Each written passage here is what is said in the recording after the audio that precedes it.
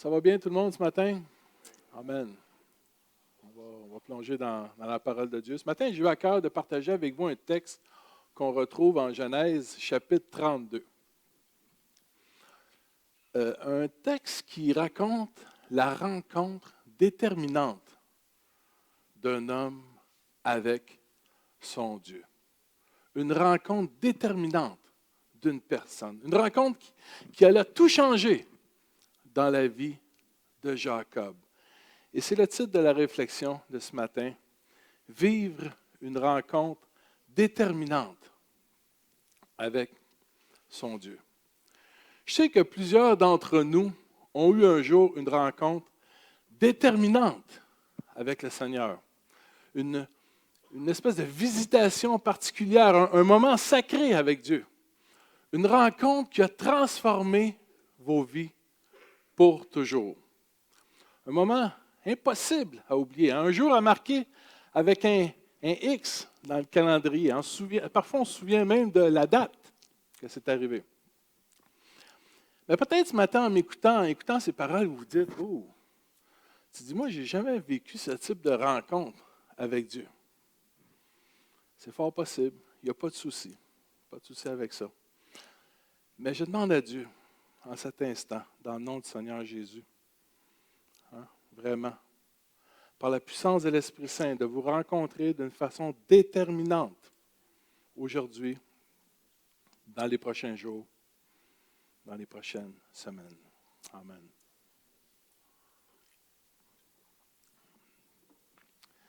Chose certaine, ce type de rencontre peut se produire plus d'une fois dans la vie d'un homme ou d'une femme.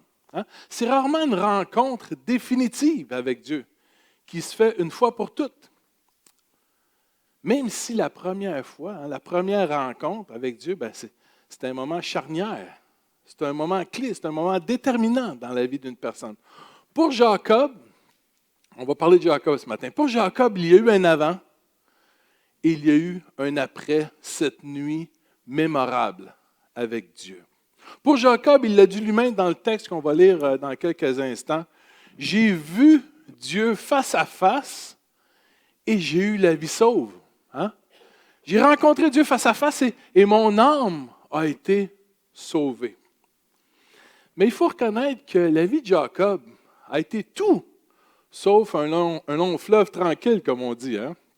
Jacob a une vie avec des épisodes faits de haut, faits de bas. Parfois ça allait bien, parfois ça allait moins bien. Comme nous tous d'ailleurs, Jacob était un homme très, très loin d'être parfait.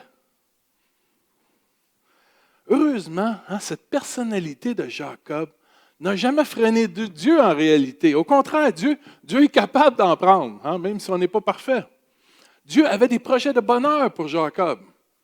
Et même toute sa descendance après, comme Dieu a des projets de bonheur pour chacun d'entre nous aujourd'hui. Est-ce qu'on croit cela? Dieu a des projets de bonheur pour nous. Comme on va voir, il y avait en Jacob une espèce de dimension en lui-même qui avait besoin d'une transformation. Jacob avait une dimension qui a besoin de maturation. Ce qu'on dit en bon québécois, d'un virage bout pour bout. Dans un langage religieux, on va dire une conversion. Mais c'est ça. C'est un virage bout pour bout. Comme nous tous, Jacob était un homme en cheminement de foi, en processus de maturation spirituelle. On se souvient que Jacob est né d'un frère jumeau nommé Ésaü. Vous vous souvenez de ça? Ésaü, c'était un beau bébé, tout roux, là, avec beaucoup de poils. C'est ce que le texte raconte. Avec beaucoup de poils. Alors que Jacob, lui, c'était un bébé plus délicat. Pas de poils. Lors de l'accouchement de Rebecca, Ésaü arrive le premier. Jacob, lui, arrive en deuxième. Mais chose étonnante, et on peut se faire des drôles d'images dans notre tête, mais chose étonnante, lors de l'accouchement, Jacob ne veut pas lâcher le talon de son frère Ésaü. Il ne veut pas y lâcher le talon. Comme pour le retenir. Il le retenait par le talon comme pour lui prendre sa place de premier. C'est spécial, quand même. Drôle d'accouchement, ça. Le récit biblique raconte que déjà dans le ventre de leur mère, les deux bébés se heurtaient l'un contre l'autre, comme deux nations rivales en guerre. Hein? Juste là, ça résume assez bien la relation entre les deux frères, une relation tendue, une relation compétitive entre les deux frères. Rebecca nomma le premier bébé Isaü, comme on vient de le voir, qui signifie velu, poilu. Avez-vous déjà eu ça, un bébé poilu, vous? Oui? Oui, je ne me souviens pas de ça. Et Rebecca nommait le deuxième, OK, Jacob, qui signifie saisir par le talon, ou supplanter, ou tromper. C'est ça que ça veut dire. Hein? Jacob, dit le trompeur, cherchera toute sa vie à supplanter son frère par la tromperie. Il était comme ça. Voilà ce qui met bien la table pour la suite. Et il y a deux épisodes qui sont importants de relater ici pour bien comprendre le texte qu'on va lire dans quelques instants. Le premier épisode, c'est la relation entre les deux jumeaux, c'est que Jacob se trouve un jour le moyen d'échanger le droit d'aînesse d'Ésaü, c'est-à-dire le droit de premier-né de la famille, contre un bon repas. Un simple bol de potage et du pain. Hein? Par ruse, hein? Jacob trouve pour la première fois le moyen de profiter de la faiblesse de son frère qui est complètement affamé, qui est complètement fatigué. Jacob négocie avec son frère le droit d'aînesse en lui mettant un bol de soupe sous le nez. Il devait avoir faim. Les avantages d'être les premiers de la famille étaient très importants à cette époque-là. Jacob, lui, l'avait bien compris. Il attendait juste le bon moment. Pourquoi? Pour tromper son frère. Ésaü se fait avoir comme un débutant. Il a trop faim. Il ne voit plus clair. Un bol de soupe, du pain, et voilà. Il perd son droit de premier de la famille, son droit d'aînesse.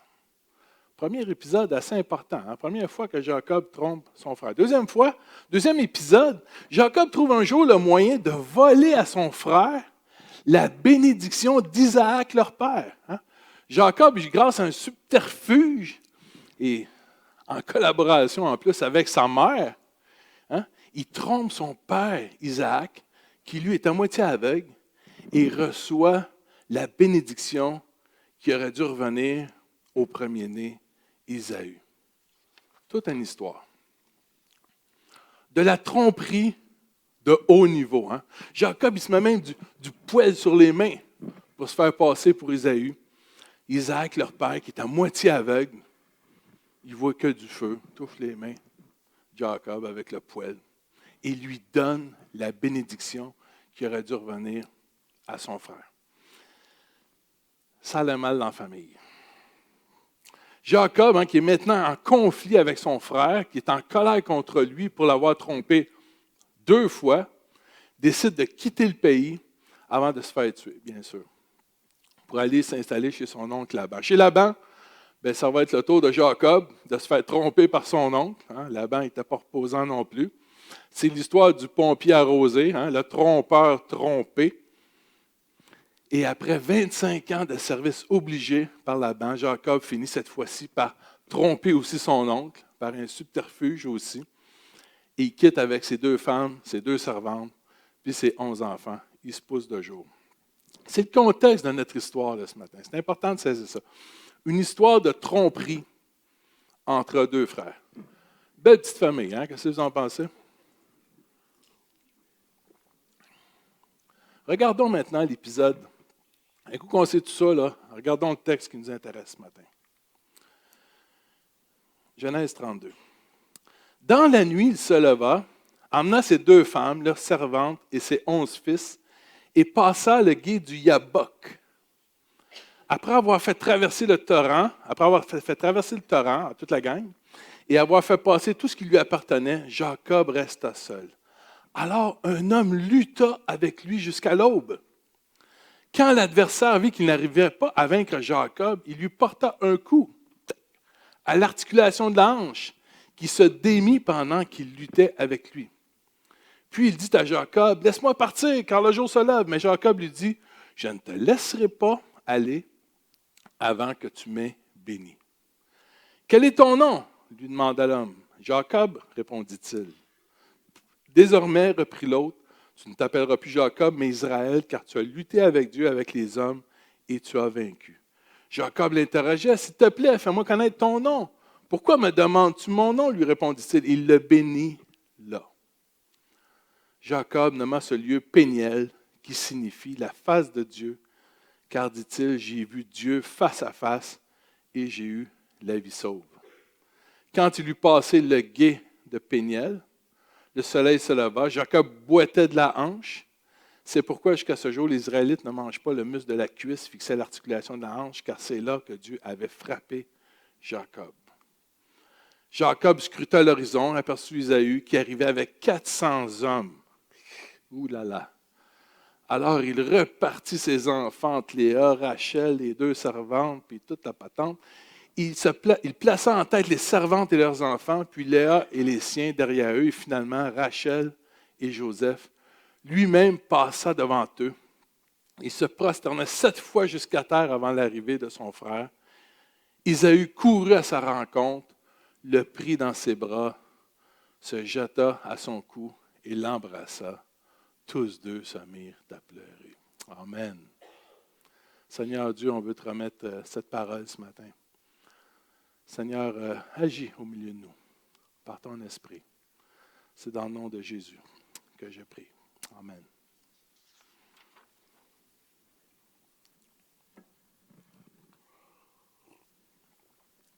Le peuple de Dieu qui a lu ce récit dans l'histoire a vite compris que le gué du Yabok, ce passage à pied du torrent, représentait un symbole très, très fort de l'un de ces passages de la vie qui nous change à tout jamais.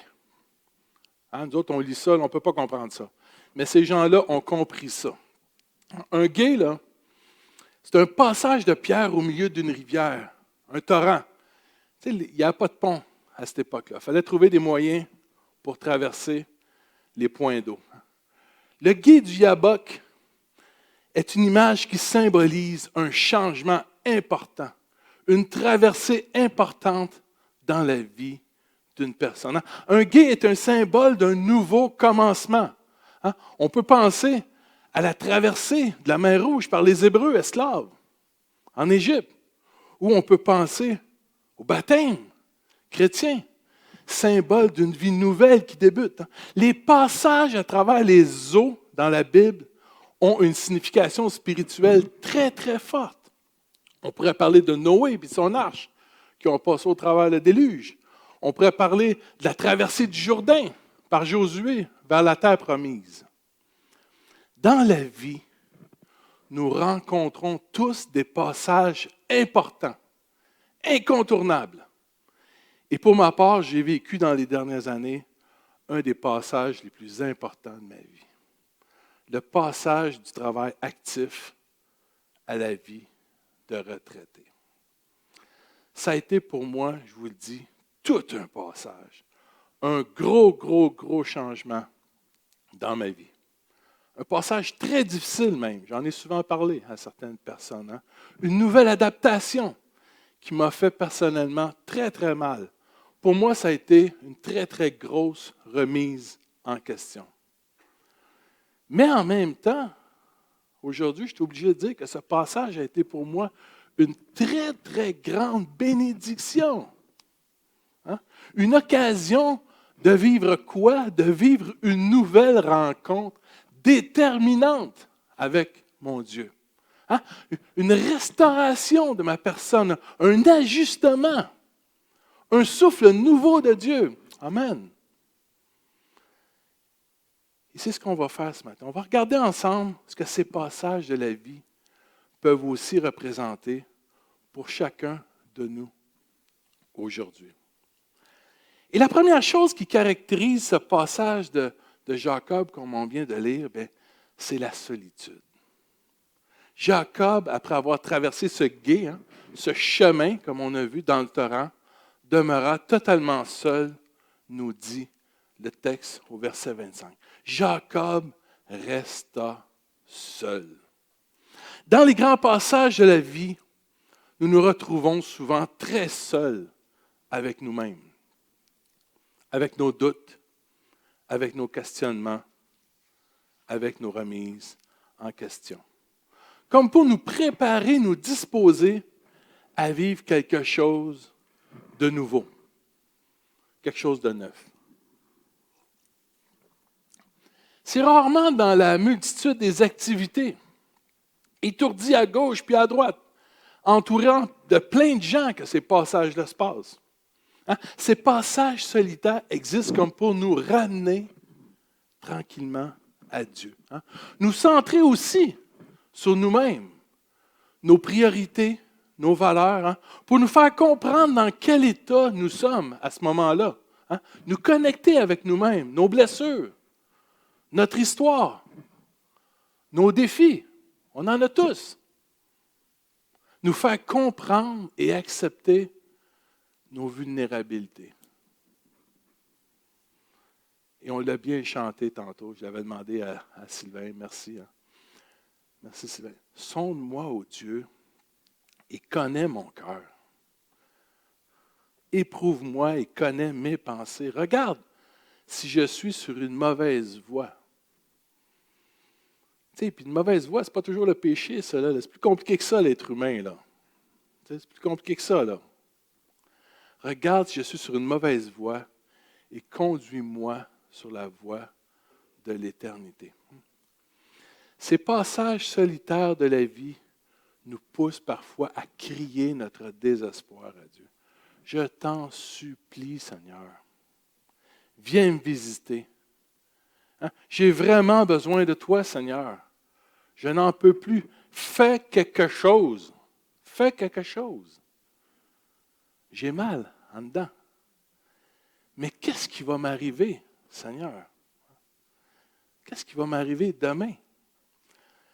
La solitude, mes amis, est une des premières caractéristiques de ces grands passages de la vie. On se retrouve seul avec Dieu. La deuxième chose qui caractérise aussi ces passages de la vie, c'est une lutte intense. Le récit nous dit qu'une fois seul, après avoir traversé le passage du torrent, un homme lutta avec Jacob jusqu'à l'aube, au verset 25. Un homme mystérieux, et comme on le verra plus loin, un homme que Jacob a reconnu comme étant Dieu. Vous allez être d'accord avec moi pour dire que, de façon générale, la vie est un combat. La vie est une lutte de tous les jours. Scott Peck, dans son livre « Le chemin le moins fréquenté », commence son livre comme ça. Il dit « La vie est difficile. » Bang, clair. Et il a bien raison. Pour Jacob, ce retour vers son frère signifiait certainement une lutte interne avec la parole de Dieu, qui lui demandait de retourner vers son frère dans le pays d'où il venait. Pour Jacob, ce retour vers ce frère représentait certainement une grande résistance intérieure à cette parole de Dieu. Dieu lui dit, retourne dans ton pays, va vers ton frère et je te ferai du bien. Attends un peu, là. Quoi? Es-tu bien compris, moi, là, le Seigneur, là? Arrête un peu, là. Seigneur, tu veux que je retourne vers mon frère, celui que j'ai trompé, pas une fois, 2 fois, celui qui veut me tuer, et en plus, tu me dis que tu vas me faire du bien. Il y a de ces paroles de Dieu qu'on reçoit. Peut-être ce matin, tu luttes toi aussi avec une parole de Dieu, une promesse. Tu luttes, ça peut prendre bien des formes, les luttes. Tu luttes avec la peur de l'avenir, la peur de ce qui peut t'arriver demain. Tu luttes avec l'idée d'aller où tu ne veux pas aller. Jacob, il ne voulait pas y aller, lui. Là. Tu peux lutter aussi avec l'anxiété, le stress, pas savoir ce qui va t'arriver demain. On rentre dans l'anxiété quand on se projette trop dans l'avenir. Peut-être tu te dis, donne-moi un signe, Seigneur, rassure-moi. Mais pour toutes sortes de raisons, le signe tarde à venir. Mes amis, je crois que dans les grands passages de la vie, veut Dieu nous apprendre premièrement à lui faire confiance. C'est la foi. Hein? Dieu fait grandir ainsi notre foi en lui. Hein, c'est toujours par le moyen de la foi que les choses se passent avec Dieu. C'est comme si Dieu, c'est le moyen qu'il a choisi. Hein? Par la grâce, on est sauvé par la grâce, par le moyen de la, c'est toujours par le moyen de la foi. Il n'y a pas d'autre moyen. Si Dieu aurait choisi un autre moyen, on le saurait. Mais non. C'est toujours par le moyen de la foi. Parfois, dans nos cheminements de foi, nous recevons une parole de Dieu, une conviction intérieure, mais pour toutes sortes de raisons, on est comme sur les breaks. On a peur. Hein? On lutte intérieurement, on ne veut pas y aller. On négocie avec nous-mêmes. On cherche à gagner. Êtes-vous bon pour négocier avec vous-même? Moi, je suis très, très bon dans ça. On veut repousser à la plupart cette décision. Oui, mais Seigneur, si j'attendais un petit peu, pas de suite, là, ça va bien. Hein? Ou pas de suite, ça va mal. J'irai quand ça ira bien. Hein? La crainte prend le dessus sur la confiance. Hein? Dieu nous met parfois face à nos peurs vis-à-vis le regard des autres, nos craintes d'être trouvés imparfaits aux yeux des autres. Je suis le seul ici qui est prêt avec ça. Mais qu'est-ce que les gens vont dire? Qu'est-ce qu'ils vont dire? Hein? Parfois, c'est à cause de nos craintes fondamentales qui sont d'être abandonnés, rejetés, blessés à nouveau, hein, dépendamment de ce qu'on a vécu dans notre vie. Pourtant, au travers les grands retours de la vie, nous savons que Dieu veut juste nous bénir, nous faire du bien. Hein? On le sait de tête, hein? On le sait rationnellement, mais on bloque du cœur. Et c'est tout le message du pardon de Dieu en Jésus-Christ qui s'applique ici. Hein? Dieu lui dit, retourne dans ton pays, dans ton lieu de naissance, dans tes origines, et je te ferai du bien. Ce type de lutte avec la parole de Dieu dans la solitude nous oblige à réfléchir forcément à nous-mêmes, notre histoire, nos façons de réagir, nos perceptions sur nous-mêmes, nos perceptions sur Dieu, nos façons de penser. Hein? Jacob le trompeur, hein? C'est ça son nom, Jacob le trompeur, avait certainement développé en lui cette capacité de se tromper lui-même, se faire désaccroire par ses faux raisonnements, son discours intérieur. Hein? Quoi de mieux qu'un trompeur pour se tromper lui-même? T'es un champion là-dedans, là, lui, là. Hein? T'es pris là-dedans.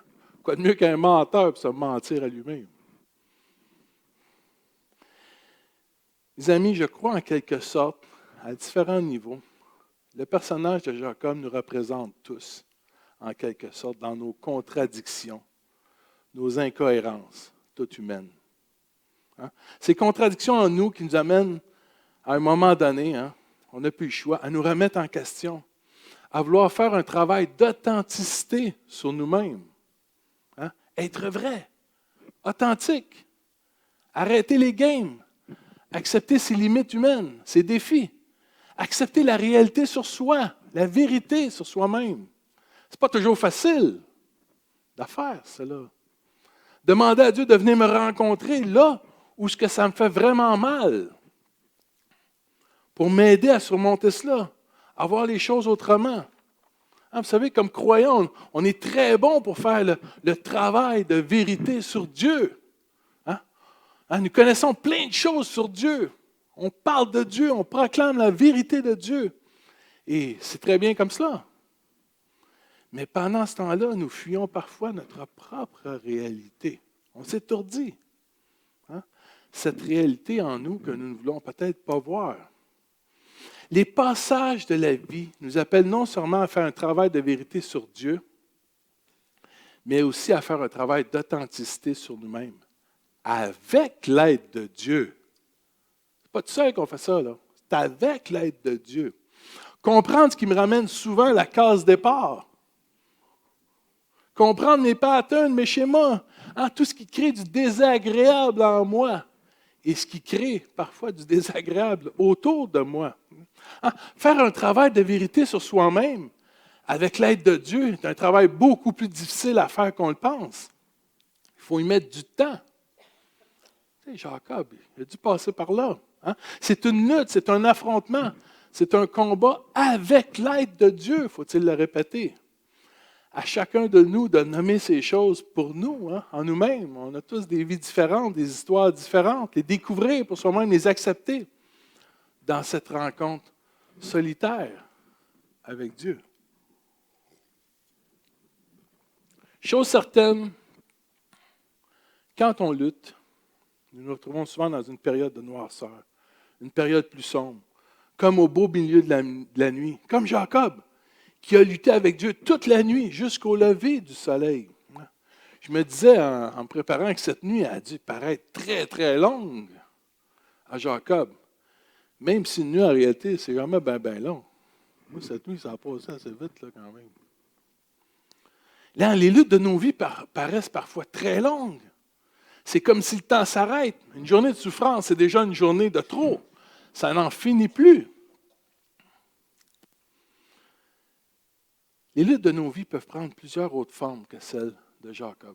Je suis certain de ça. Hein? On peut lutter contre le découragement, la tristesse. On peut lutter contre la colère, une dépendance. Hein? Même dans l'Église, ça arrive, ça. La culpabilité, la honte. Et on pourrait en rajouter, là. Il y en a plein, là. La liste est longue. Bref, c'est tout ce qui nous tire vers le bas. Il existe tout un cocktail de lutte humaine potentielle, mais c'est cela, être humain. Hein?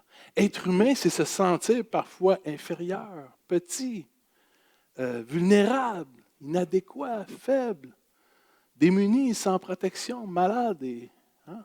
Toute la gamme des émotions est là. Jacob s'est montré très, très vulnérable quand finalement il a décidé d'affronter son frère en retournant vers lui. Parfois, en retournant vers quelqu'un, hein, parfois nous avons peur de rencontrer un lion en retournant vers quelqu'un. Mais en réalité, la plupart du temps, c'est un agneau qu'on rencontre. Ce n'est pas un lion. Hein? C'est Jésus lui-même qu'on rencontre dans l'autre personne. Alors un homme lutta avec lui jusqu'à l'aube. Mes amis, on ne lutte pas avec Dieu comme avec une personne en chair et en os. Hein. Ce n'est pas comme la lutte à la TV, ça, là, cette affaire-là. Là. Hein? Ou la boxe. Hein? Ce n'est pas comme ça qu'on lutte avec Dieu. Dans cette lutte, Jésus se présente à nous comme notre égal. Il nous parle. Il veut se faire comprendre. Hein? Dans cette lutte, Jésus s'abaisse avec nous. Il se roule même avec nous dans la poussière, s'il le faut, dans ce combat-là. Hein? Quand un combat, souvent, on se roule un peu à terre, qui est un signe d'humilité. Hein? Dans cette lutte, Dieu nous laisse aussi vaincre, comme on l'a vu dans le texte. Dieu a confiance en nous, Dieu a confiance en toi. Dieu nous laisse vaincre. Dieu ne cherche pas à nous dominer, à nous imposer quelque chose. Qu'est-ce qu'il fait, Dieu? Il nous aide à réfléchir sur nos vies, sur lui, à observer ce qui se passe, à interpréter pour nous-mêmes. On est capable de faire ça. Dieu a confiance en nous. Et à discerner ce que l'on vit vraiment. Hein, lutter avec Dieu, c'est se confronter, se frotter à lui, avec sa parole, sa présence, son esprit, chaque jour. Lutter avec Dieu, c'est se confronter avec mon expérience de Dieu, à l'idée que je me fais de lui. Parfois, elle est bonne, mais parfois, elle n'est pas bonne. Elle peut être mauvaise aussi, l'idée que je me fais de Dieu. Qui connaît Dieu parfaitement ici ce matin? Dis Dieu. Hein? Parfois, c'est ce choix que je dois toujours, on se confronte à ce choix que je dois toujours refaire, de le suivre, de l'écouter chaque jour. À cette idée de laisser entrer Dieu dans mes combats, mes luttes de tous les jours. Parfois, on ne veut pas laisser entrer Dieu là où ça nous fait mal. À l'idée d'inviter Dieu dans ce qui me fait le plus mal dans ma vie. Et au verset 26, il est dit que quand l'adversaire vit qu'il n'arrivait pas à vaincre Jacob, il lui porta un coup à l'articulation de la hanche qui se démit pendant qu'il luttait avec lui. Dans un face-à-face avec Dieu, nous en ressortons toujours marqués d'une manière ou d'une autre. Après une rencontre déterminante avec Dieu, nous ne sommes plus jamais les mêmes. Ça laisse des traces. Et quand on y pense, c'est bien tant mieux comme ça. Pour Jacob, il est sorti de cette nuit avec Dieu avec une ange défaite. Au verset 32, on va le voir plus tard, il dit que Jacob boitait de la hanche. Hein? Ça peut sembler négatif comme ça, à première vue, boiter de la hanche. Qui a le goût ce matin de boiter de la hanche? Personne n'a le goût de boiter de la hanche. Mais je pense que sa nouvelle façon de marcher lui a toujours rappelé, en quelque sorte, un des plus grands moments de sa vie. Amen. Ça lui a toujours rappelé ce moment-là. Sa rencontre déterminante avec Dieu. Il y a de ces vulnérabilités dans nos vies qui nous rappellent chaque jour, pourquoi nous avons eu une rencontre avec Dieu, pourquoi nous avons toujours besoin de lui. Il y a de ces marques dans nos vies qui nous rappellent pourquoi nous marchons différemment. Pourquoi nous devons nous ajuster à une nouvelle façon de marcher par la foi.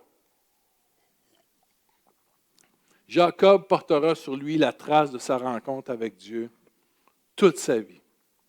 Impossible pour lui de revenir en arrière. Impossible pour lui de marcher comme il marchait avant. Impossible.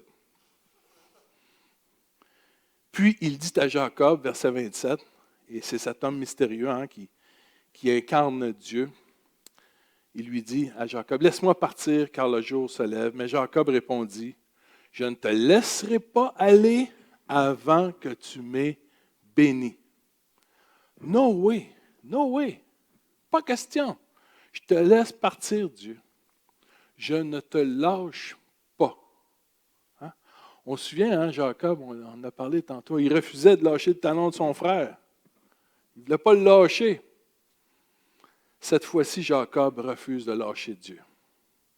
Rien ne peut lui faire abandonner son Dieu. Aucune épreuve ne peut briser sa ténacité, son lien avec son Dieu.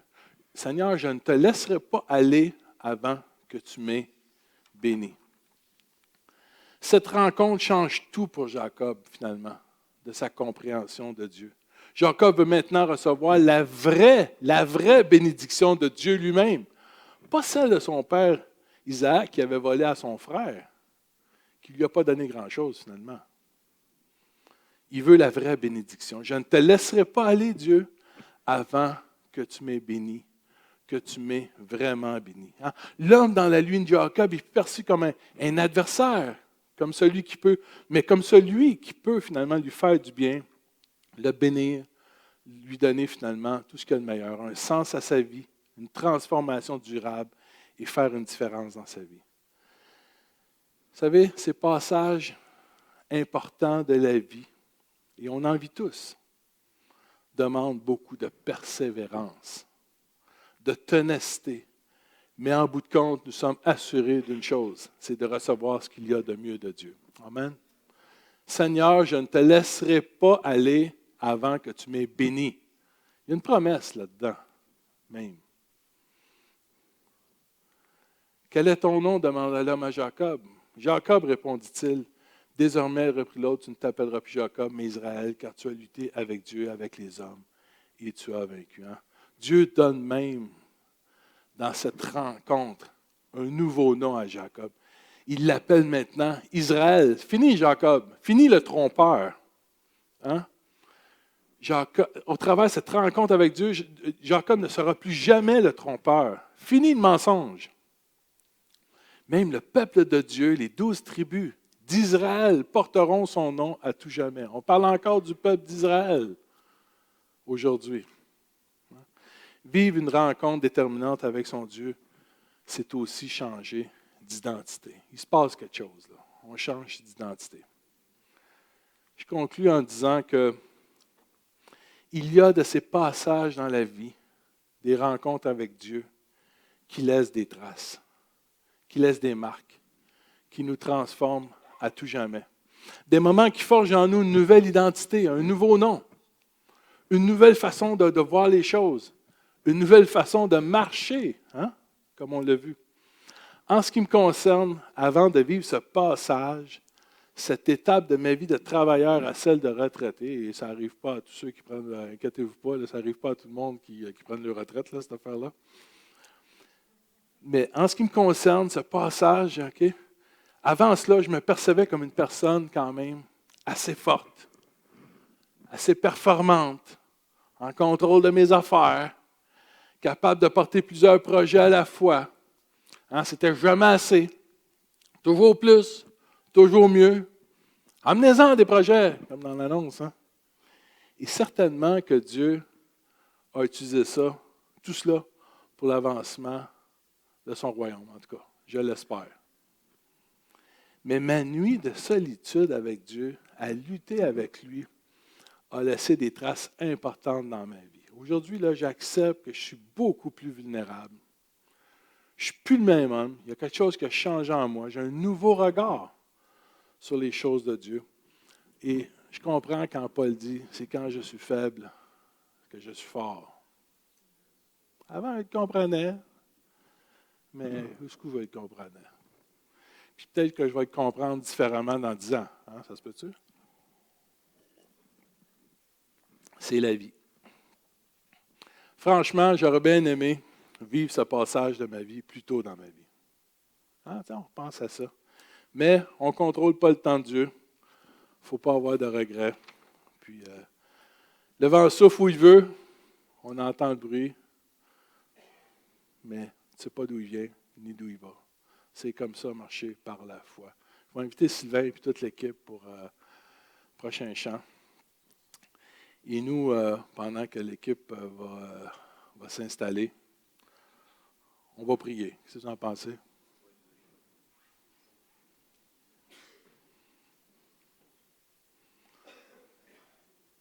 Je vais vous inviter à fermer les yeux. On va se courber dans la prière, puis je vais vous inviter à fermer les yeux. Pourquoi? Pour rencontrer le Seigneur ce matin. Hein? Comme le titre de la réflexion ce matin disait, vivre une rencontre déterminante avec Dieu. Peut-être c'est pour une première rencontre déterminante avec Dieu pour toi. Hein? Dieu voit dans ton cœur.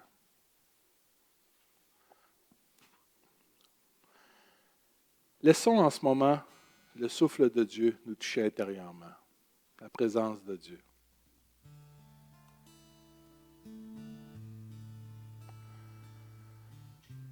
Remets ton sort à l'Éternel. Mets ta confiance en lui et il agira.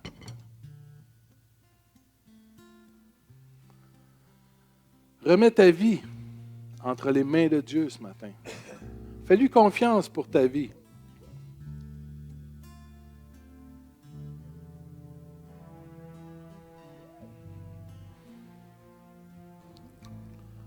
Prends le temps qu'il faut pour te laisser rencontrer par Dieu. Là, tu en es dans ta vie.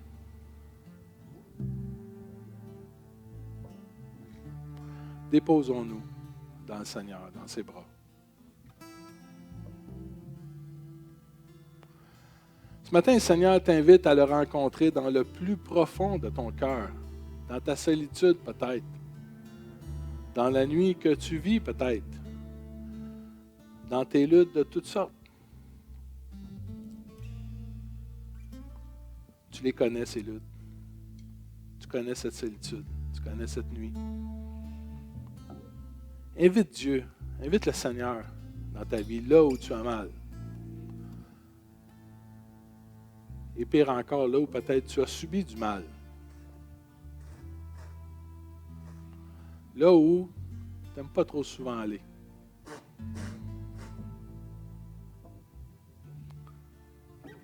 Demande à Dieu là, qui t'aide à y voir plus clair dans tout ça.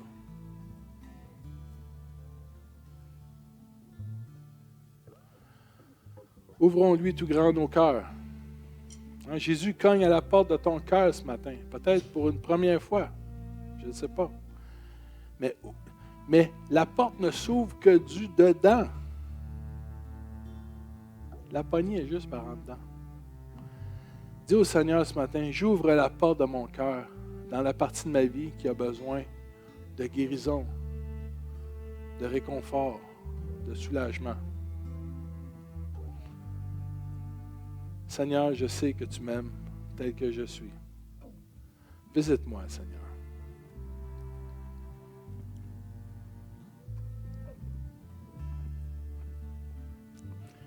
Et comme notre frère Jacob, disons à Dieu ce matin, Seigneur, je ne te laisserai pas aller avant que tu m'aies béni.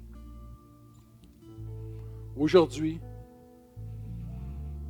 dans les prochains jours, dans les prochaines semaines, Seigneur, c'est mon engagement devant toi. Je te le dis là, je ne te laisserai pas aller avant que tu m'aies béni. Seigneur, je ne te lâcherai pas. Mais toi aussi, lâche-moi pas. Je te le demande, Jésus. Seigneur, je veux vraiment expérimenter une rencontre déterminante avec toi.